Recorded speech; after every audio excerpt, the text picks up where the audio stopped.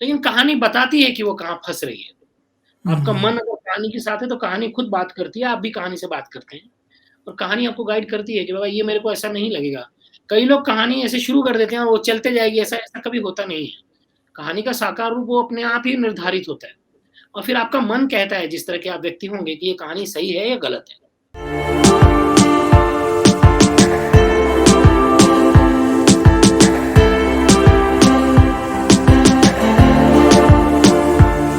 बताइए, जब आपको ये सीड मिला, ये बीज मिला, इसके बाद जो स्टोरी डेवलपमेंट है, जो स्क्रिप्ट डेवलपमेंट का प्रोसेस है, वो क्या था?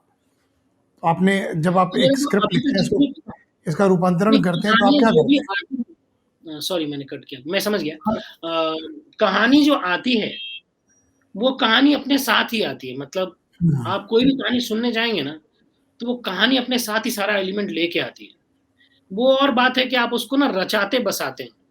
हुँ, मेरे पास एक ही कहानी थी कि एक गाड़ी संगम तक जाने वाली है जिसका ट्रायल होने वाला है और बाकी का इर्द-गिर्द का जो था वो अपने आप बुनता गया उसके साथ। और हुँ, वो एक हुँ, प्रोसेस है, जैसे 9 महीने का एक प्रोसेस होता है वैसे उसके बच्चे के हाथ, पैर, आँख, कान सब तैयार होते हैं, उसके बाद वो पूरा एक नवजात तैयार होता है। कहानी का भी ऐसा है कि बहुत सारे एलिमेंट फिर जुड़ते जाते हैं, जुड़ते जाते हैं, जुड़ते जाते हैं, फिर कहानी का स्वरूप तैयार होता है। ये कई बार ऐसा भी होता है कि वो कच्चा भी होता है कि आपको लगता है बहुत अच्छा है लेकिन बाद में वो साकार रूप लेने के बाद लेकिन कहानी बताती है कि वो कहाँ फँस रही है। आपका हुँ, मन अगर कहानी के साथ है तो कहानी खुद बात करती है, आप भी कहानी से बात करते हैं और कहानी आपको गाइड करती है कि बाबा ये मेरे को ऐसा नहीं लगेगा। कई लोग कहानी ऐसे शुरू कर देते हैं और वो चलते जाएगी, ऐसा ऐसा कभी होता नहीं है। कहानी का साकार रूप वो अपने आप ही निर्धारित होता है और फिर आपका मन कहता है जिस तरह के आप व्यक्ति होंगे कि ये कहानी सही है या गलत है। तो हुँ। सीड तो आ गया था, उसने पनपना था ही। मैंने सिर्फ़ उसको कहानी अच्छी तरह से दी होगी तो वो अच्छी तरह से फला-फूला होगा और हर तो कहानी पर जब यही होता है। तो जब हम एक स्क्रिप्टिंग प्रोसेस की बात करते हैं, तो आपको लगता है कि जो कहानीकार है या फ़िल्मकार जब कहानी लिख रहा होता है, तो उस कहानी के साथ कितना समय जीना पड़ता है? तो कहानी फिर ग्रो होना शुरू करती है। इस प्रोसेस में क्या ऐसा होता है? देखिए, अब ये 2 इसके ये हैं। एक हुँ, हुँ। व्यापार भी है जो साथ में चलता है। कई लोग हुँ, क्या हुँ। करते हैं कि डेडलाइन बनाते हैं, यार अपने को 3 महीने फ़िल्म बनानी है और ये कर लो यार, ये कर लो। वो हश-हश में होता है। ऐसी हुँ, कई फ़िल्म मैंने देखी मेरे सामने बनी हुँ, है और मैंने हुँ, उनका हश्र भी देखा है। हुँ, लेकिन ये कहानी-कहानी पे डिपेंड करता है कि आप उसके साथ कितना ईमानदार हो। मेरा एक बेसिकली फंडा ये है, हुँ, मतलब मैं उस बात को बहुत शिद्दत से मानता हूँ। मैं उसमें ज़रा भी ये नहीं करता कि मैं उसके किसी और की बात सुन के मैं उसको बोलूँगा नहीं, नहीं इसको चेंज कर सकते हैं, इसको टर्न कर सकते हैं। मेरा ये व्यक्तिगत मानना है कि आपका जो मन है या आपका जो व्यक्तिमत्व है, वो इतना ईमानदार होना चाहिए कि जो कहानी आप जन्म दे रहे हैं ना, वो इतनी ईमानदार लगे। अगर आपकी सोच में बेईमानी होगी, सोच में मैनिपुलेशन होगा, तो वो आपकी कहानी में भी झलकेगा। हुँ, तो जब कहानी आपने कहनी होती है, उसके साथ जीना होता है, तो पति-पत्नी जैसा ही होता है कि आपको पूरी तरह से नग्न होना होता है। हुँ, तभी आपको कहानी का भी मज़ा आता है और कहानी को आपका मज़ा आता है। तभी जो बड़ी कहानियाँ होती हैं आपको इसलिए अच्छी लगती हैं क्योंकि उसमें सब कुछ डाला हुआ होता है।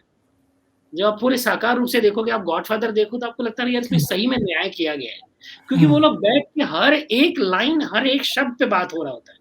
पीछे क्या चल रहा है, वो आदमी जो जीवन में आ रहा है उसका क्या चल रहा है, पति-पत्नी का क्या चल रहा है, बच्चों का क्या चल रहा है, किस तरह का सेटअप होगा, वो लिखते वक़्त निर्धारित होता रहता है। जब आप उसमें बोलते हैं ना, "अरे यार सुनो ना, अपने को ना आर्ट में इतना पैसा नहीं खर्च कर सकते, तो थोड़ा मैनिपुलेट करके ये सीन बाहर की जगह घर के अंदर हो सकता है क्या?" हुँ, तब जब आप मैनिपुलेशन करना शुरू करते हो ना, तब हुँ, कहानी आपके साथ वो मोड़ आप उसको मोल्ड करते हो कि आप एक सीन क्या करते हैं, वो जो जुलूस का सीन है ना, जुलूस का सीन नहीं करते हैं, वो घर पे आता है, मार खाया हुआ है, उसको जुलूस पे लोगों ने मारा है। जुलूस का सीन हुँ, नहीं, जुलूस का सीन दिखाएँगे नहीं। वो जुलूस में गया था और उसकी मम्मी इंतज़ार कर रही थी, बाद में मार खा के ऐसा बोला जुलूस में बहुत भीड़ थी, आग लगा दिया, सब तितर-बितर हो गया और बाद में एक शॉट लेना रास्ते पे पूरा चप्पल गिरा हुआ है और आग लगा हुआ है। आप ये मैनिपुलेट करते हो। अगर उस कहानी की बहुत बड़ी डिमांड है, अगर शोले की ये डिमांड है कि जय और वीरू का जो इंट्रोडक्शन सीन है, वो ट्रेन में पूरे के पूरे डकैतों के साथ लड़ते वक़्त होगा 2 लोग, हुँ, तब आपको विश्वास होता है कि ये दोनों वो काम कर सकते हैं जो आगे चल के होने वाला है।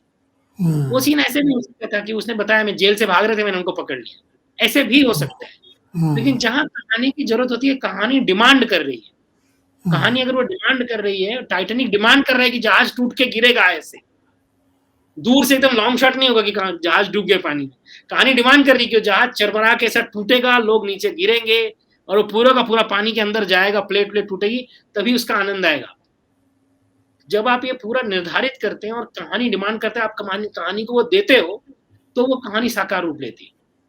अब मेरे साथ ऐसा है कि हर कहानी मेरे साथ कम से कम 2-3 साल तो सफ़र करती है, तो उसमें उसका रूप भी बदलता है। कई बार मेरे को 1 साल बाद लगता है कि नहीं यार, ये कहानी गलत है, ये वो आनंद नहीं दे रही है 1 साल बाद पढ़ने का, तो ये आगे नहीं जाना चाहिए इसके साथ। हुँ। अगर मुझे ही नहीं अच्छा लगेगा, तो ऑडियंस को कैसे अच्छा लगेगा?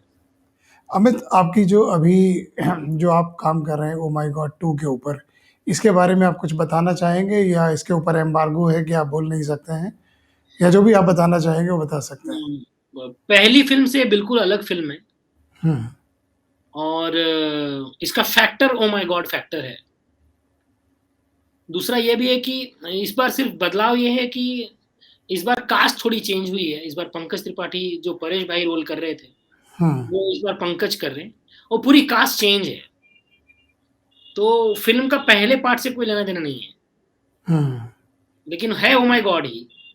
ओके। भक्त और भगवान की ही कहानी है, इतना तो मैं कह सकता हूँ।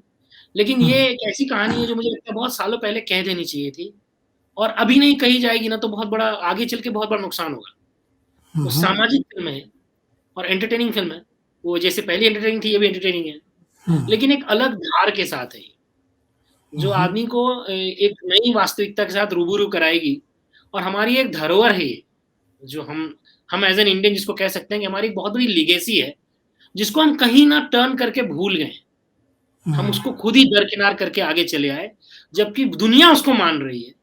हुँ, योग के रूप में, शिक्षा के रूप में हुँ, चिकित्सा के रूप में मतलब सब लोग मान रहे हैं कि अरे यार ये सब कुछ इंडिया से जर्मिनेट हुआ है। हुँ, लेकिन हमने ही उसको दरकिनार कर दिया, हम शायद कहीं रास्ता भटक गए थे, ये हमें फिर से ले जाके अपने रूट्स पे ले जाएगी और फिर हमको ये विश्वास दिलाने के लिए नहीं है, हमें फिर से याद दिलाएगी कि हम कौन हैं, हम कहाँ से आए हैं, मतलब हमारी जड़ें क्या हैं और इसका आनंद आपको फ़िल्म देख के ही आएगा, मतलब मैं उसको कितना भी समझाने जाऊँगा आपको वो भावना जो है वो फ़िल्म देख के ही प्रतीत होगी।